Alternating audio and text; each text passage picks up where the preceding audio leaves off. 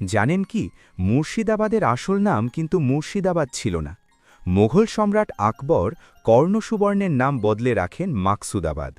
পরে মুর্শিদ কুলি খাঁ ঢাকার প্রশাসনিক কেন্দ্র সরিয়ে এনে ঔরঙ্গজেবের অনুমতিতে নাম দেন মুর্শিদাবাদ।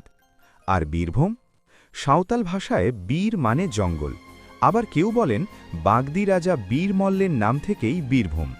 মেদিনীপুর নামের পেছনে আছে নানা মত। এক মতে ১২৩৮ সালে উড়িষ্যার সামন্তপ্রভু মেদিনীকার কলিঙ্গ রাজার কাছ থেকে এই ভূমি পেয়ে এখানে রচনা করেন সংস্কৃত অভিধান মেদিনীকোষা। সেখান থেকেই নাকি নাম মেদিনীপুর। অন্য মতে মুঘল আমলে আজি মোস্তফা মাদানিকে দেওয়া করমুক্ত জমির নাম ছিল মাদানীপুর, যা পরে বদলে মেদিনীপুর হয়। ২০০২ সালে জেলা ভাগ হয়ে পূর্ব ও পশ্চিম মেদিনীপুর হয়।